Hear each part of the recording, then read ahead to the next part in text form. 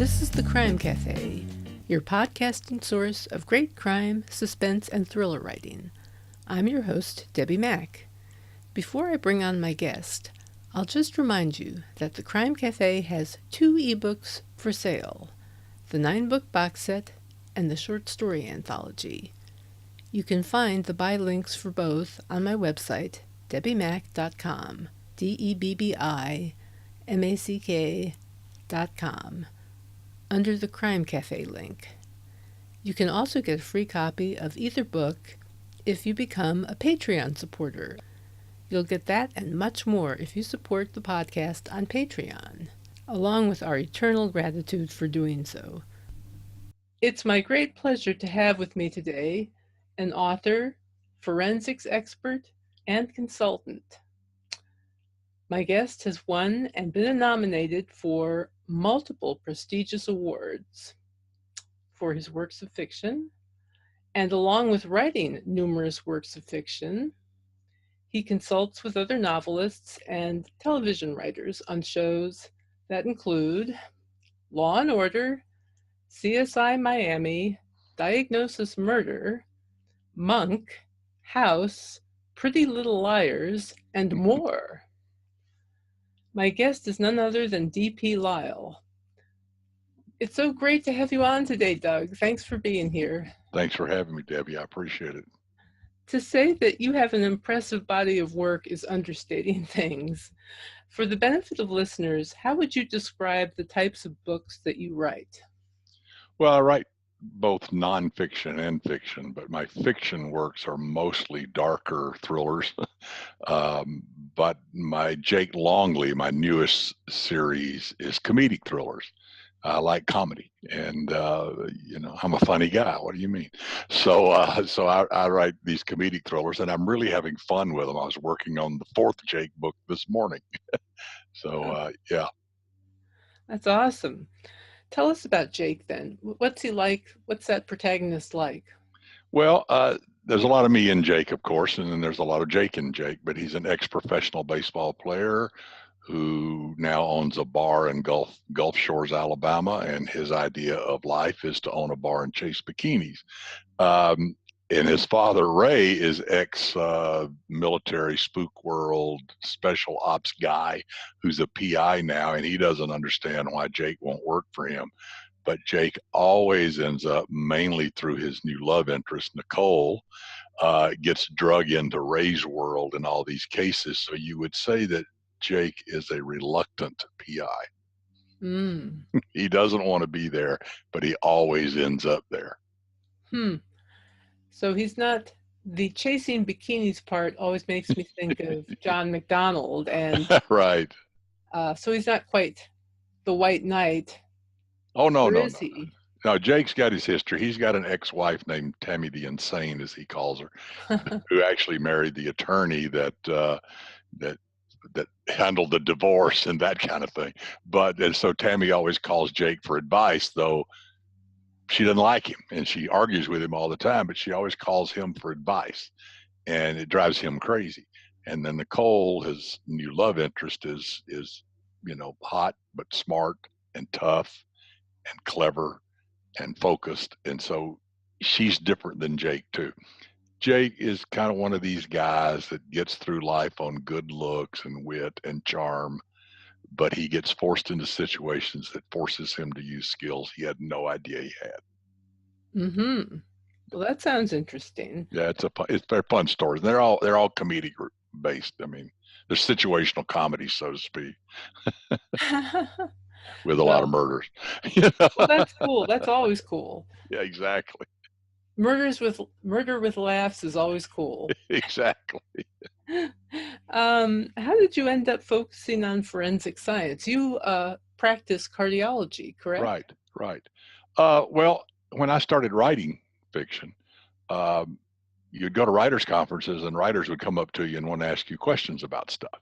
Now, if you go to a cocktail party in the general public, they want to know about their gallbladder and their cholesterol. They find out you're a doctor. But in writers' conferences, they want to know about poisons and gunshot wounds and what dead bodies look like. And so I started researching it for that, kind of to help writers and to answer questions for them. And I think I've got about 6,000 questions on my computer from writers over the last 25 years about their stories and the forensic science.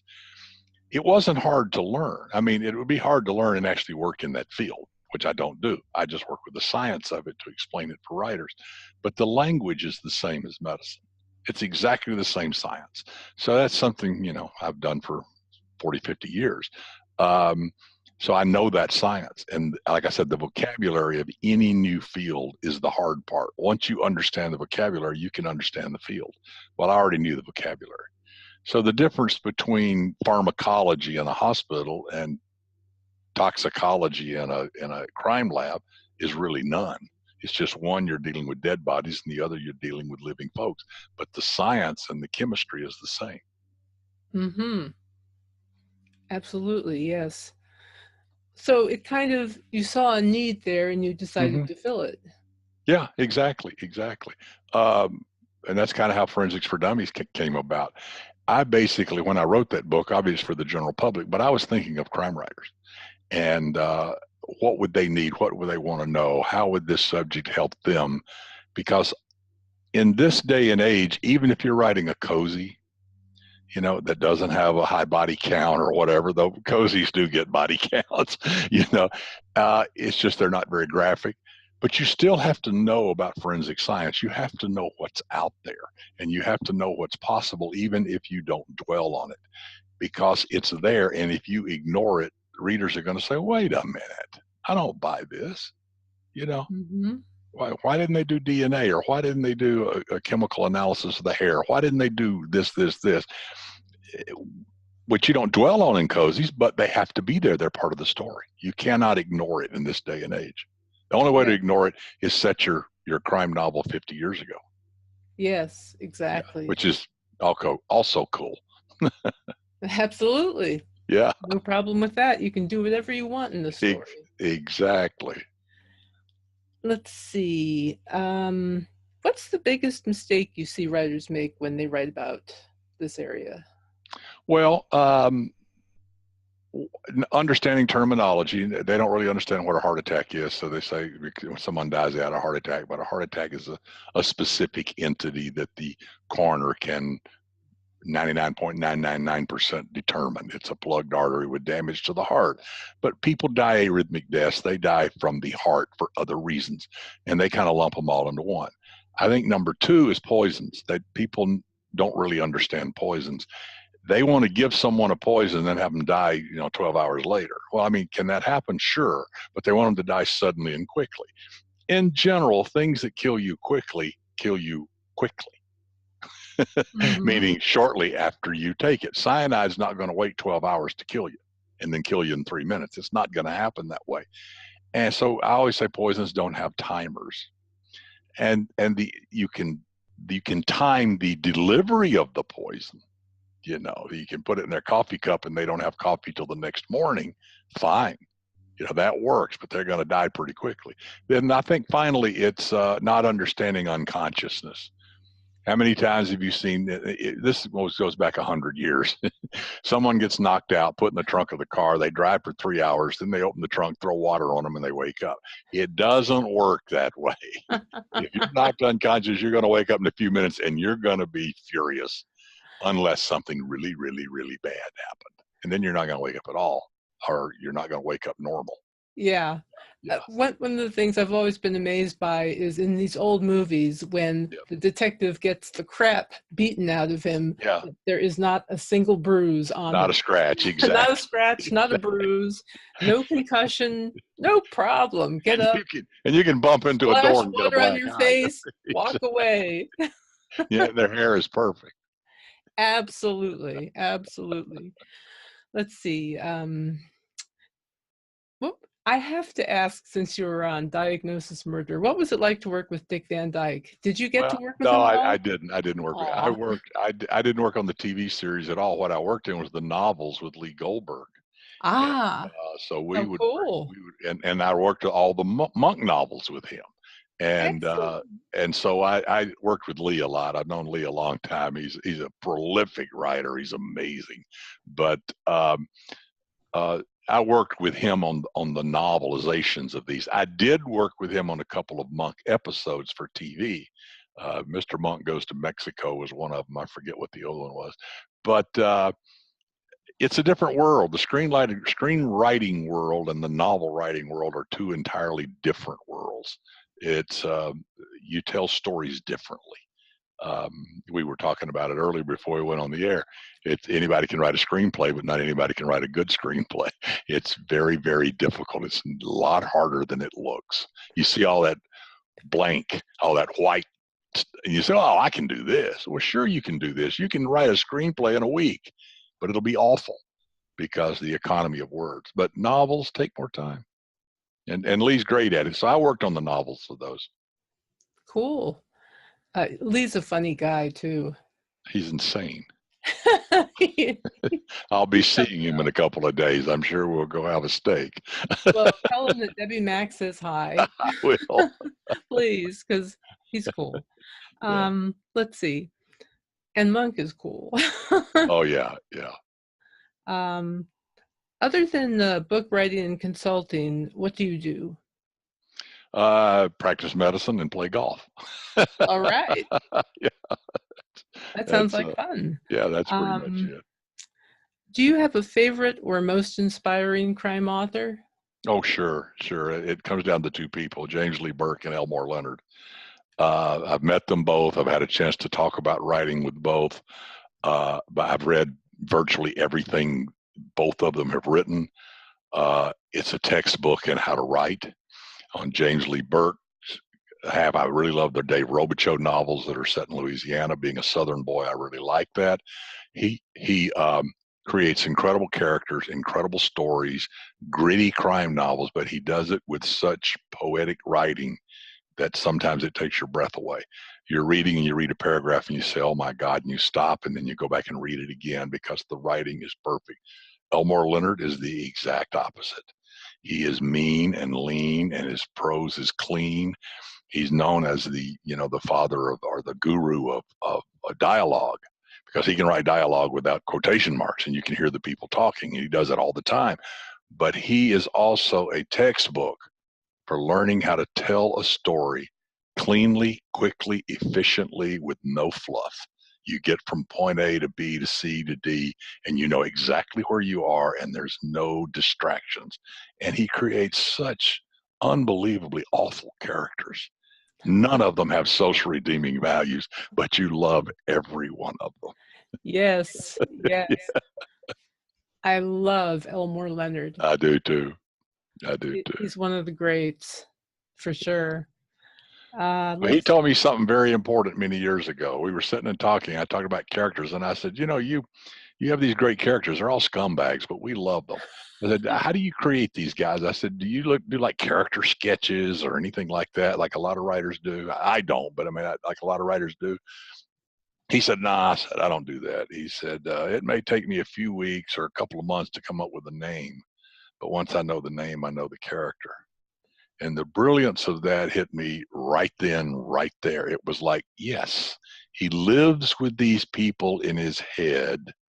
And once he knows them, the name is inevitable.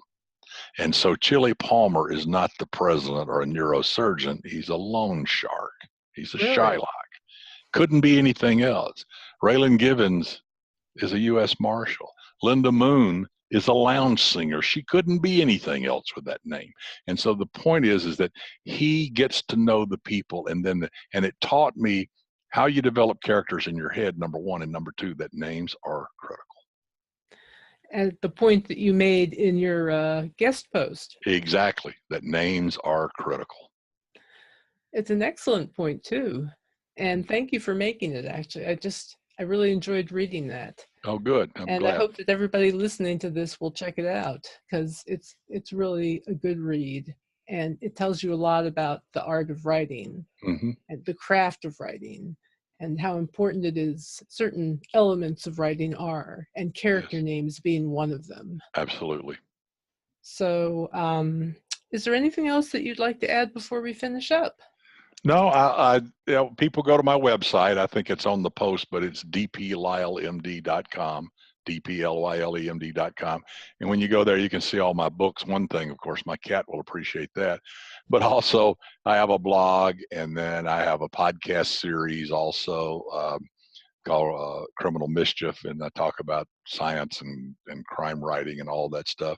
And then some of you may know that Crime and Science Radio, Jan Burke and I did for 3.5 years. We did 70 shows, and they're all archived on my website, and you can go there and listen to the experts in the field do 50-minute Q&As when Jan and I quiz them about what they do for a living. Everything from dog training to hunting down men to forensic psychological profiling, that you name it, toxicology, all that. So go there. You can connect to everything. Fantastic. I would recommend that everybody go to Doug's website, DP Lyle's website, and check it out, and prepare to be awed when you look at his bio. That's all I'll say. I want to thank you so much for being here today, Doug. It was great. Thank you so much for having me. Anytime. It's my pleasure. It's my pleasure. So to everyone out there, thank you for joining us, and don't forget to check the Crime Cafe link on my website, where you can find links to where you can buy the box set of 9 novels or the short story anthology that the Crime Cafe is under the Crime Cafe label. And the website again is debbimack.com, DEBBIMACK.com. And we also have a Patreon page, and I am going to be offering Twitter and Instagram shout outs to anyone who contributes at any level to the campaign. So please consider doing that. And if you will, please consider leaving a review for this podcast, because every little bit helps. And if you're listening on iTunes, just leave your review right there, or Stitcher, or wherever you're listening to it. Please. Thank you. And on that note, I will just say our next guest will be Jamie Frevoletti, a thriller writer. So I hope to see you all in 2 weeks. In the meantime, happy reading.